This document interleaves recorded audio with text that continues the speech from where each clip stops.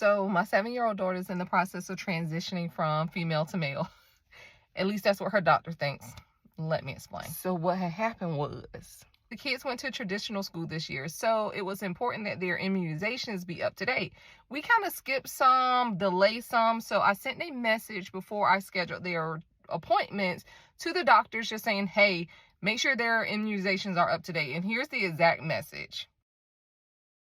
So instead of rewriting that whole thing again, I copied it and sent it to my daughter's nurse and just updated her name. As you can see, I did not correct the pronouns. I left the pronouns as is because I just was trying to get this message out there because they both had appointments coming up and I knew it was important that they get the immunizations up to date for school. Answering this to say the nurse did respond, and this is her reply. She did try to be respectful and not use any pronouns, and I reviewed some of our other messages. She was pronoun down, so keep that in mind. Second insert. I did notice that was weird that she didn't use any pronouns, reread my original message, and then responded with this.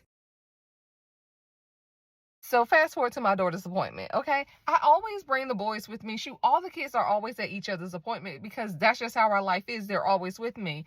So the doctor comes in and she makes it a point to keep bringing up that my daughter is the only girl in a house full of boys. Like, she has never done that before. She will usually acknowledge the boys, but she has never made that many comments about my daughter's gender in an appointment, because what is the reason? It was really OD, y'all. And if that wasn't enough, it was a point of the appointment where I needed the boys to step out for the doctor to examine Olivia. Let me stop right here and explain something. My daughter is a slim girl, okay?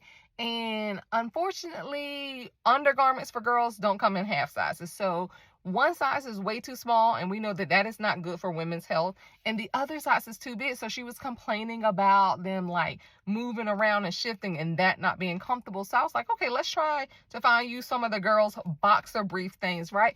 Unfortunately, none of them are all cotton, and 100% cotton is very important to women's health. I was like, we can't do that. We're not putting polyester down there for you. So I was like, let me look at the boys' ones. And the boys' boxers are 100% cotton. Maybe that was my first error. So we buy boys' boxers. They work. She stopped complaining. She's comfortable. She loves them. So I'm like, all right, girl, do you. That's what we rolling with. I mean, I wear my husband boxers all the time because they comfortable. So go ahead, girl, be free. With that being said, we understand, right? Doctor has her undressed and she's, oh, boys' underwear. I'm like, yeah, I explained the whole too small, too big.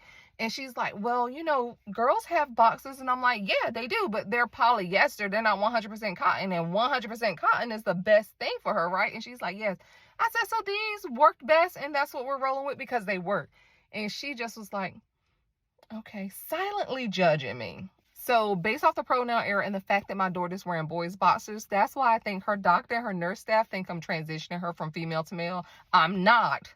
But based off that situation, what do y'all think? You think they're thinking that? Because I think they're thinking that. Y'all let me know in the comments.